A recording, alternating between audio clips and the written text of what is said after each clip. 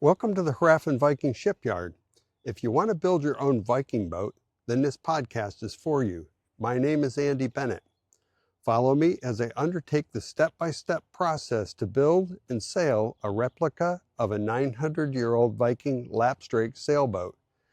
Specifically, I'm building a replica of a 7.7 meter long Viking workboat that was found in Denmark, and it dates to 1130 AD.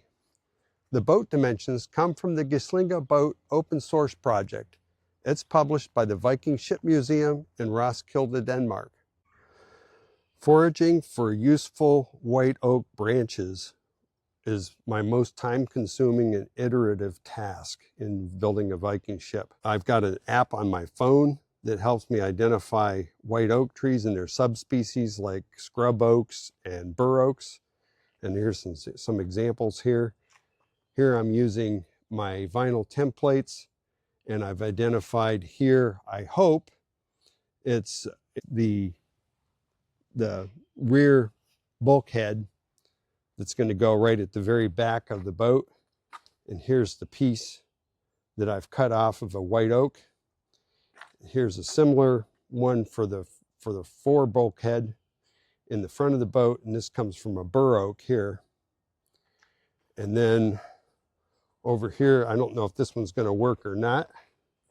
This also came from a bur oak.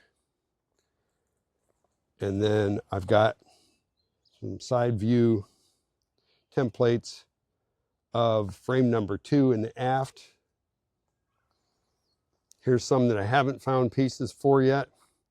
So I've got a spreadsheet of all the pieces, and then I have the templates that I carry around with me when I'm going through the woods.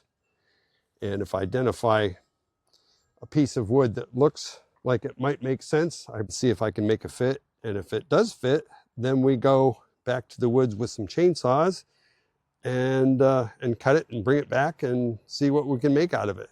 Sometimes the wood turns out to be good, sometimes not so good. So this part of building a boat is the biggest challenge, and that's foraging for pieces for the frames or the ribs of the boat. This is a bur oak that came down in a windstorm. And this is Mike, my chief finder of pieces of oak. And we're looking for pieces that are bent, that are useful for different parts of the boat.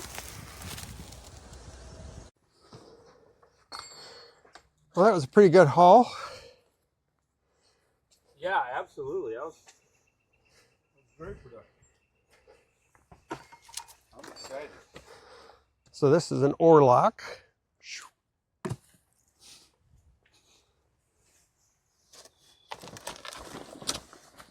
This is going to be another oar lock.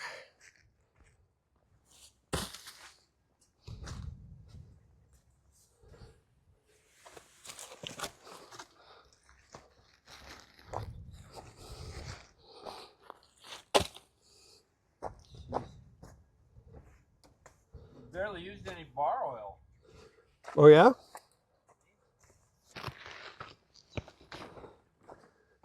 This is firewood.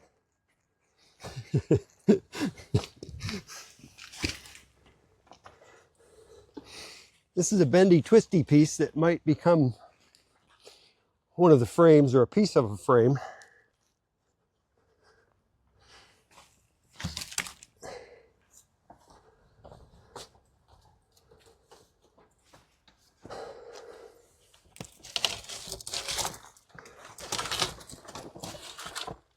Here's a really nice V shape. It's going to go out either the bow or the stern, probably the bow.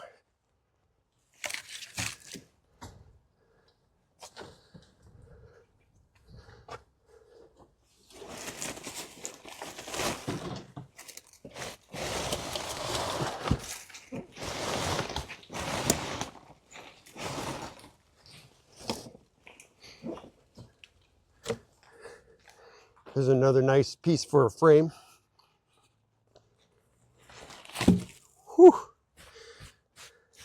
Oh, another nice V shape. That's probably for the stern.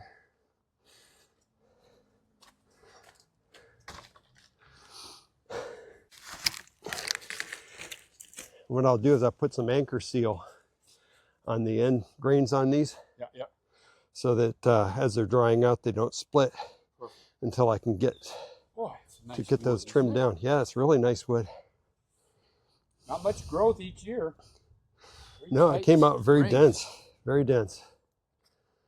Nice of it to blow down like that.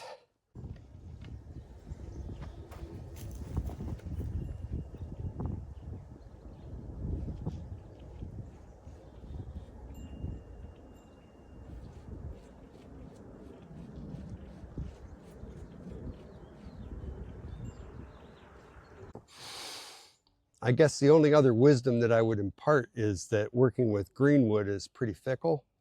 So I'm trying to get all of the frames and the wood for the frames collected as early as possible in the process, even before I start planking the boat, so that by the time I get ready to carve and install the frames, the wood has had a chance to dry.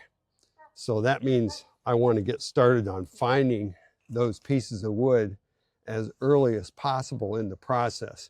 So that's why I've started, actually almost as soon as I started building the boat, looking for this kind of wood so that I have a chance to give the wood a chance to dry before I start carving into it, because cracks ain't good.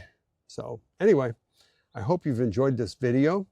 And if you did, please click like and subscribe to my podcast so that you don't miss any future episodes.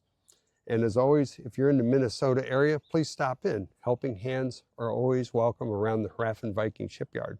Thanks very much.